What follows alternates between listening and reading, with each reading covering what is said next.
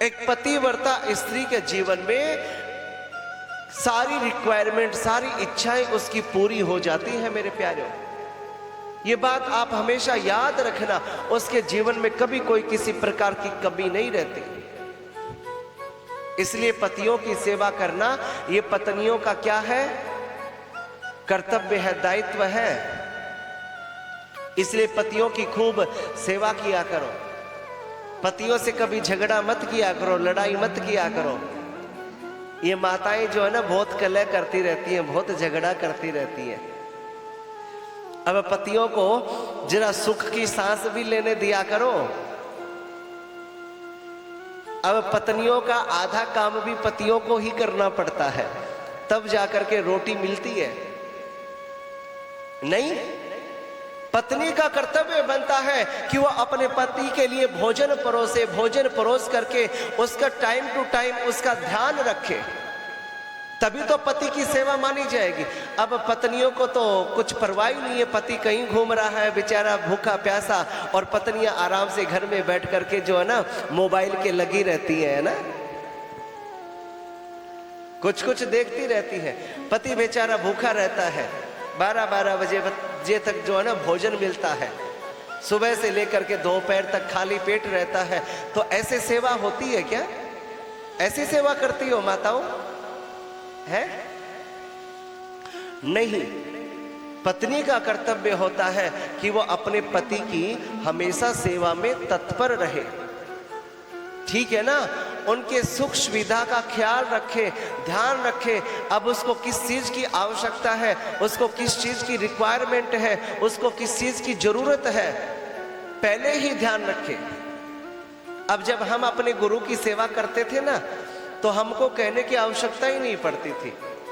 गुरुजी कहते उससे पहले ही हम वो काम तैयार करके रखते थे। हमें उनकी चित्त की दशा, भाव दशा पहले ही हम जान लेते थे। अगर उनको पानी चाहने होती थी ना, तो तुरंत ही उनके सामने पानी उपस्थित हो जाता था कि अब उनको पानी की जरूरत है।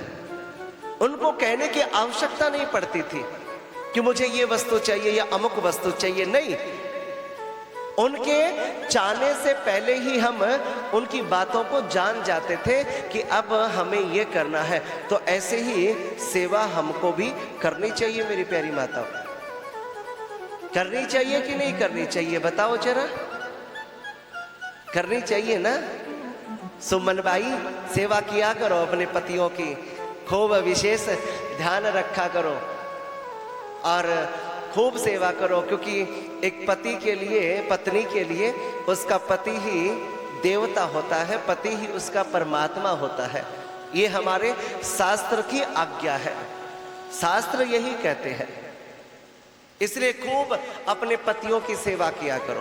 पति अगर गलत मार्ग पर जाता है, शराब पीता है या अंडे खाता है, मांस खाता है, बीड़ी पीता है, सिगरेट पीता है, तो पत्नी का ये कर्तव्य बनता है कि वो उसको अधर्म के पथ पर जाने से रोके। पत्नी के नाम के आगे क्या लगता है? धर्म पत्नी लगता है, और उसको रोकना चाहिए, बार बार उसको समझाना चाहिए। और बार बार यदि आप समझाओगे तो हो सकता है कि एक न एक दिन उसको वो बात समझ में आ जाए, वो धर्म के पथ के ऊपर चल पड़े। जब अजामिल जैसे सुधर सकते हैं, जब अंगुलीमाल जैसा सुधर सकता है, जब रत्नाकर डाकू जैसा व्यक्ति सुधर सकता है, तो आपके पति क्यों नहीं सुधर सकते? सुधर सकते हैं, लेकिन उसके लिए आपको प्रयत्न तो करना पड़ेगा ना। आपको थोड़ा रोकना तो पड़ेगा ना, आपको थोड़ा टोकना तो पड़ेगा ना, ठीक है ना। तो इसलिए आप अपने पतियों को समय समय पर थोड़ी समझाती रहा करो, ताकि उनको एक दिशा मिलती रहे। समझ गई ना मेरी बात को? समझ गई ना सरला माता जी? हाँ, तो धीरे धीरे भतेरी समझ गई ना। अपने पतियों को सन्मार्ग की ओर प्रेरित करना ये पत्नी का कर्तव्य होता है, ये दायित्व होता है। अब पति के नाम के आगे तो धर्म पति नहीं लगता ना, यह लगता है। कभी सुना है तुमने कि ये मेरा धर्म पति है? ऐसा कहीं नहीं है। लेकिन पत्नी के नाम के आगे क्या लगता है? धर्म पत्नी।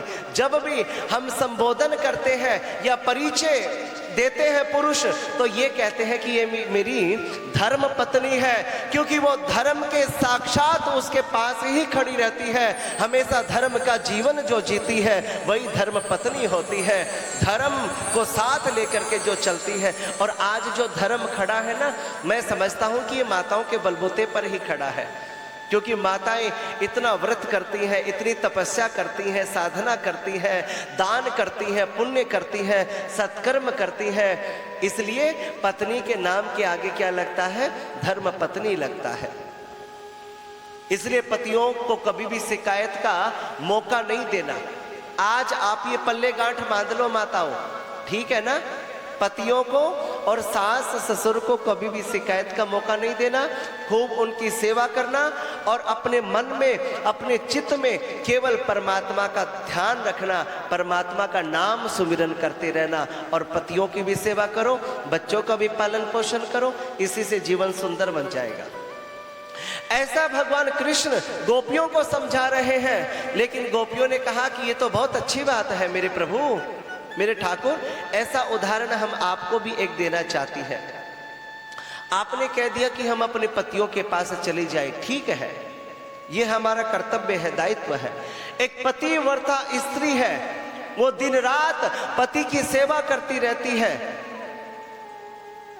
छाया की तरह रहती है, और उस पति को विदेश में जाना पड़ गया पैसे कमाने के लिए। और उस पत्नी ने कहा कि मैं भी आपके साथ चलूंगी, मुझे भी आप अपने साथ लेकर के चलिए, क्योंकि मैं आपके बिना एक क्षण एक पल भी नहीं रह सकती, क्योंकि मुझे आपकी सेवा करनी है।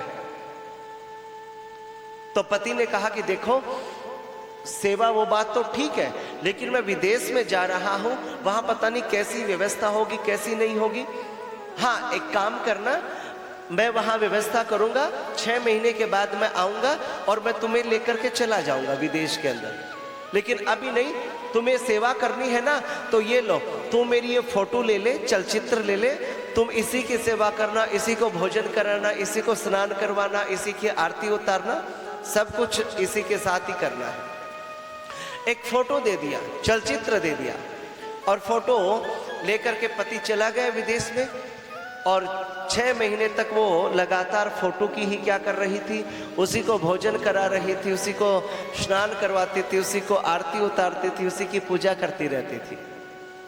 अब 6 महीने के बाद उसका पति दरवाजे पर आया, उसने दरवाजा नॉक किया, और उस समय वो क्या कर रही थी? अपने पति की आरती कर रही थी, पूजा कर रही थी घर के अंदर। तो अब बताओ कि उसको दरवाजा खोलना चाहिए कि नहीं खोलना चाहिए? बताओ जरा, है? खोलना चाहिए? हाँ, खोलना चाहिए। क्यों? क्योंकि उसका ओरिजिनल पति जो है वो दरवाजे पर आ गया है। अब वो फोटो जो है वो कोई मायने नहीं रखती है। जब उसका सचमुच में, जब उसका पति दरवाजे पर खड़ा है, तो तुरंत उसको आरती का थाल नीचे रखना चाहिए और तुरंत दरवाजा खोल करके उसको अंदर लाना चाहिए और उसी की आरती उतारनी चाहिए। तो बस तुम्हारे प्रश्न का यही उत्तर था। जब हमारा ओरिजिनल पति हमारे सामने खड़ा है, तो फिर हमें उन डुप्लीकेट पतियों के पास जाने की जरूरत क्या है? अब वो हमारे शरीरों के तो पति हो सकते हैं, लेकिन हमारी आत्मा का पति तो केवल एक ही है, और वो है मेरे ठाकुर, वो है मेरे बाके बिहारी। परमात्मा ही हमारी आत्मा का पति हो सकता है, और कोई हमारी आत्मा का पति कोई व्यक्ति नहीं हो सकता। हमारी आत्मा का पति कौन होता है? परमात्मा होता है मेरे प्यारे।